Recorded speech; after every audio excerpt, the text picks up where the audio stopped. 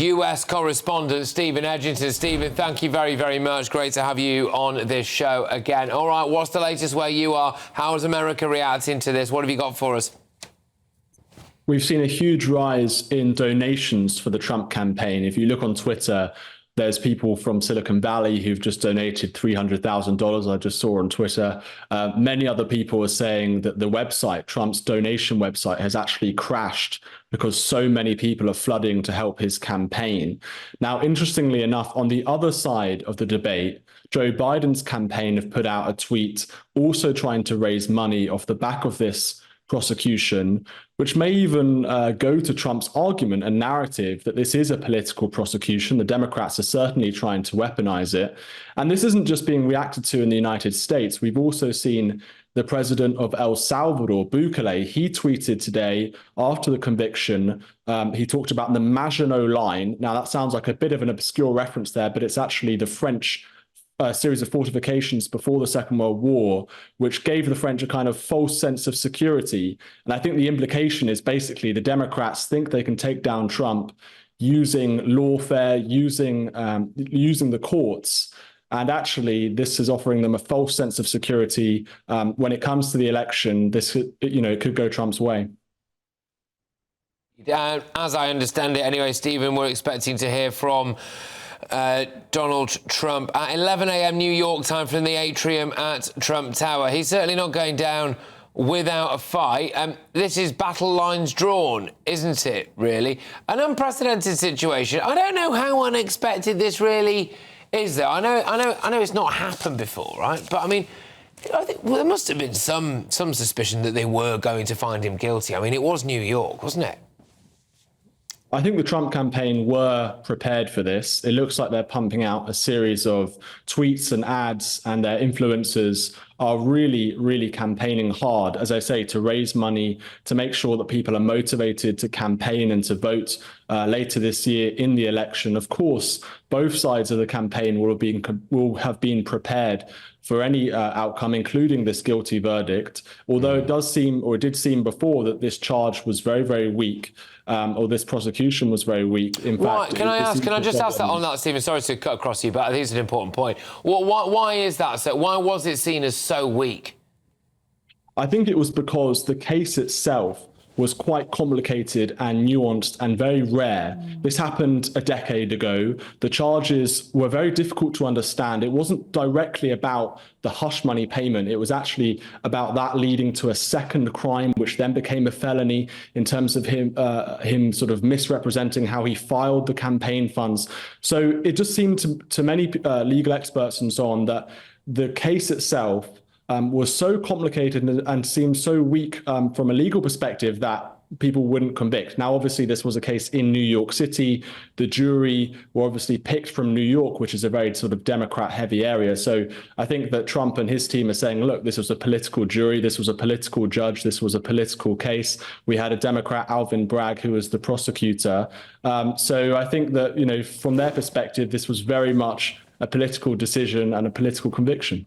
Yeah, Alvin Bragg speaking earlier on, doing his best to, be #humble, was asked questions by the American media, which I'm assuming you might have heard this, Stephen, but included, and I am not making this up, people have said that the prosecution here was magnificent and flawless. Would you like to comment on that? And I heard that and I thought, is this seriously the way that, if that is the way the media have been approaching this from the Democrat side in America, it's no wonder he's been found guilty of everything, is it?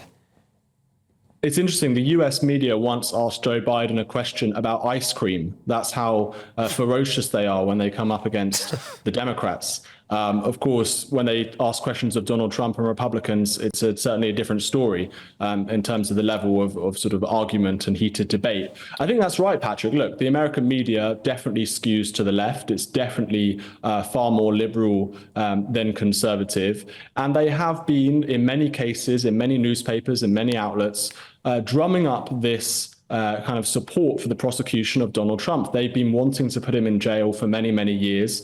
Journalists absolutely despise him. The media class despise him. The elite despise him. And this all goes to Trump's narrative that this is a witch hunt against him, not just from the prosecution, not just from his political opponents, but also from his opponents in the media.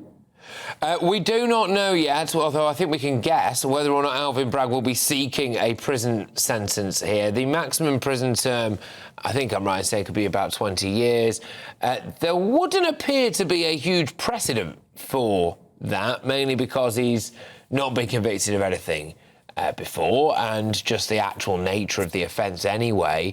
In the hush money case, which this is, the 34 charges have been stepped up from misdemeanors to Class E felonies. So, all right, there is a step up there, but it's not the kind of thing one would normally face 20 years in prison for. I think just while I've got you, Stephen, it's worth emphasising some of the other issues at play here, though. This classified documents case, he could face up to 450 years in prison for. There's also a federal election interference case. We all know what that is. It relates to January the 6th, up to 55 years. And there's another one as well, the Georgia racketeering case, 76 and a half years. Look, you know, I look at this now and I look at the way that it's been described here, and I just think, you know, if they want to get you in America, they can, can't they? It certainly seems that way. They're able to elect their district attorneys, so the elections of these prosecutors are inherently political, and the Democrats seem to have made a political calculation that they are going to try and imprison their political opponent. Now, I think that this is probably a mistake. It will highly likely backfire.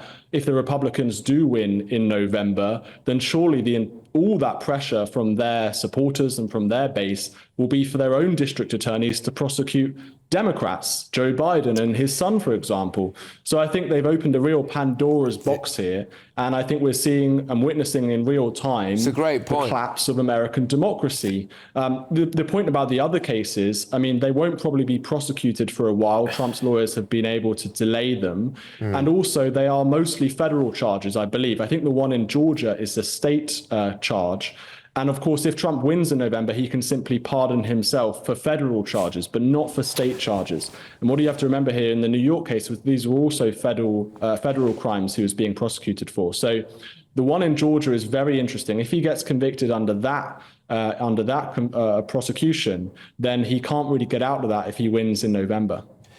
You raise a serious point, which is we could well be staring down the barrel of political prosecutions on steroids forever now in the United States of America. And where does that really lead, you know, in the land of democracy and supposedly the leader of the free world? But Stephen, can I just say a massive thank you for being on not once but twice on this show. I know you're going to have probably, I imagine, a couple of sleepless days over this. I would also urge everybody to check out everything that Stephen Edginton, our US correspondent, does for us online. He's operating at the very top of his game at the moment.